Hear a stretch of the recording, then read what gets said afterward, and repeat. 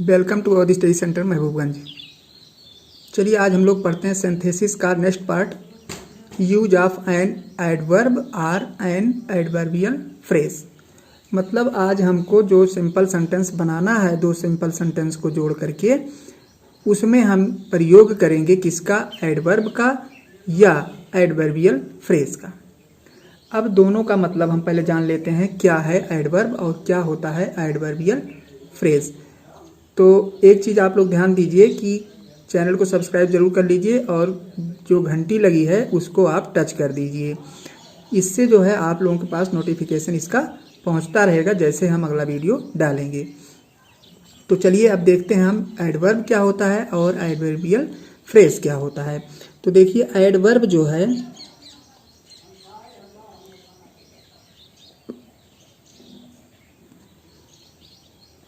इसकी हिंदी होती है क्रिया विशेषण।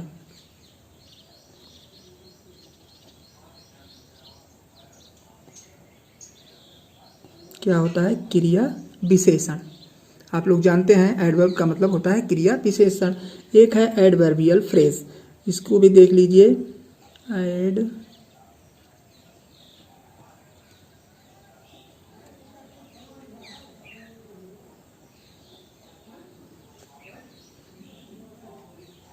एडवर्बियल फ्रेज का मतलब होता है कि कुछ ऐसे शब्दों का समूह जिनके माध्यम से क्रिया की विशेषता बताई जाए। एक तो ये हो गया क्रिया विशेषण किसी एक वर्ड से बताया जाए, क्रिया की विशेषता किसी एक वर्ड से बताया जाए तो एडवर्ब होगा।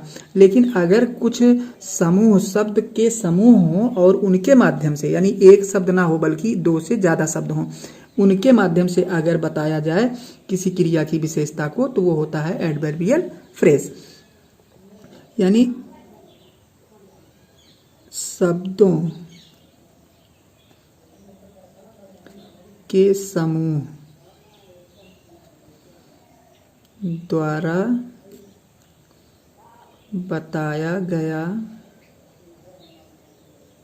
बताई गई विशेषता।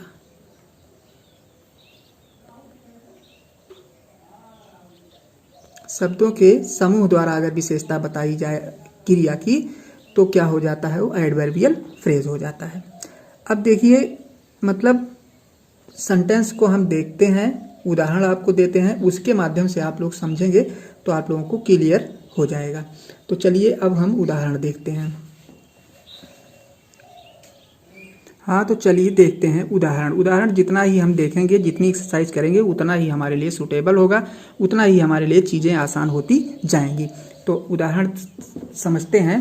कह रहा she spent all her money, she was foolish. कह रहा है उसने अपने सारे रुपए खर्च कर दिए, व्यय कर दिए। दूसरा है सी वाज फूलिश, वह क्या है, मूर्ख है। वह मूर्ख है, यानी जो रुपए, स्पेंट मीन्स क्या होता है, खर्चा करना, व्यय करना। तो जो रुपए, यही हमारी मेन वर्ब है, इसी की विशेषता जो है हमारा क्या बताता है, एडवर्ब या एडवर्बियल फ्रेज बताता है। तो स्पेंट की विशेषता बता रहा क्या, क्योंकि स्पेंट उसने क्यों किया, क्योंकि वो कैसा है, कैसी है, फूलिश है, वह मूर्ख है, उसको ज्ञान नहीं है उतना, इसलिए उसने अपने सारे पैसे क्या किए, स्पेंट कर दिए। ये बात समझ में आ रही है। मतलब कि फूलिश की वजह से, मूर्खतापूर्ण ढंग की वजह से उसने अपने सारे पैसे क्या किए, खर्च कर दिए। तो ये फूलिश जो है इसी स्पेंट यानी खर्च करने की विशेषता को बता रहा है। तो हम इसको इस टाइप से लिख देंगे, सी स्पेंट ऑल हर मनी, उसने अपने सारे रुपए खर्च कर दिए। कैसे खर्च कर दिए, मूर्खतापूर्ण ढंग से, यानी फूलिशली। उसने अपने सारे रुपए जो है मूर्खतापूर्ण ढंग से खर्च कर दिए। फूलिशली का मतलब मूर्खतापूर्ण ढंग से। वैसे स्वाभाविक रूप से या सामान्यतः हम कह सकते हैं कि जो विशेषता होती है उसमें अगर हम यल वाई जोड़ देते हैं तो वो एडवर्ब का काम करने लगता है। यानी जो जैसे इसकी विशेषता, स्पेंट की विशेषता फूलिश था, इसमें हम यल वाई अगर लगा दें तो ये एडवर्ब का काम करने लगेगा। लेकिन ये सार्वभौमिक सत्य नियम नहीं है, मतलब सामान्यतः हम बता रहे हैं, ज़्यादातर ऐसा होता है। अगला देखिए, the train arrived it was punctual.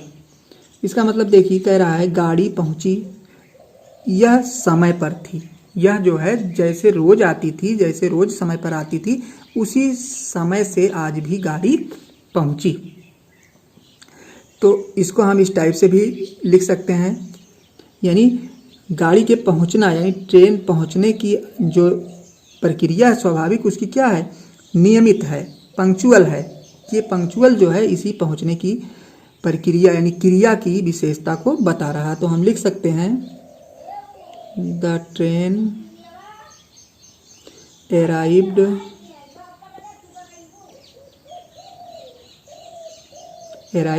कैसे पहुंची, गाड़ी तो पहुंची पर कैसे, समय से, पंक्चुअली। गाड़ी जो है वो समय से पहुंची, यानी नियमित रूप से जैसे वो चलती थी ऑलरेडी पहले से, उसी टाइम पे आज भी समय से पहुंची।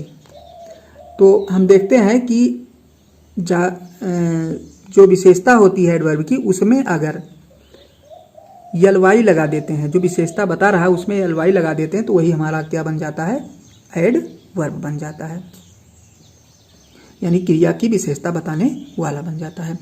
अब अगला देख लेते हैं, जैसे हमने आपको बताया कि एडवर्बियल फ्रेज जो होता है, यानी एक शब्द से विशेषता ना बताई जाए बल्कि शब्द समूह से विशेषता बताई जाए।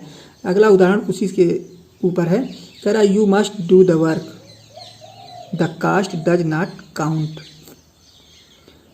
कह रहा तुम्हें मतलब आपको काम करना ही है, आपको काम अवश्य करना है। The cost does not count, कीमत आपको नहीं गिननी है, आपको करना है। कीमत ज़्यादा मिले कम मिले, क्या मिले क्या नहीं, इससे आपको कोई मतलब नहीं है, आपको वर्क करना ही करना है। कहने का मतलब हम कह सकते हैं कि आपको या तुमको काम करना है किसी भी कीमत पर। तो हम इसके लिए बना सकते हैं you must do the work at any rate. At any rate, you must do the work at any rate, यानी किसी भी कीमत पर आपको काम करना है, किसी भी कीमत पर आपको काम करना है। तो इस टाइप के सेंटेंस जो होते हैं, यानी जहाँ पे क्रिया की विशेषता हमको ध्यान में देना होगा कि क्या अगले सेंटेंस में कोई क्रिया की विशेषता तो नहीं बता रहा है। अगर कोई वर्ड क्रिया की विशेषता बता रहा है और वो एक ही वर्ड है, तो उसमें हम एलवाई लगा करके सब पूरा सेंटेंस पहला लिख करके दूसरे में एलवाई लगा के जोड़ देंगे विशेषता वाले पार्ट में। और अगर शब्द समूह से विशेषता बताई जा रही है, तो उसके लिए हम शब्दों का पहले चयन करेंगे कि हमें क्या लिखना यहाँ पे उपयुक्त होगा। यानी कई वर्ड के यूज से बन रहा है, एडवर्बियल फ्रेज से बन रहा है या एडवर्ब से बन रहा है, ये हमको ध्यान देना होगा। तो चलिए अब नेक्स्ट पार्ट जो है सिंथेसिस का, हम अगले वीडियो में आप लोगों को बताएंगे। आप लोग पढ़ते रहिए ध्यान से। हम एक एक वीडियो में थोड़ा थोड़ा करके पढ़ा रहे हैं ताकि उतना आप अध्ययन करते रहिए। बुक से सेलेक्ट कर लीजिए आप लोग 10-15 नियम बना लीजिए कि हम एक नियम पर 10 एक्सरसाइज करेंगे, 15 एक्सरसाइज करेंगे, तो 10 या 15 एक्सरसाइज आप लोग ध्यान से करिए। तो चलिए मिलते हैं आप लोगों से नेक्स्ट वीडियो में, तब तक के लिए धन्यवाद।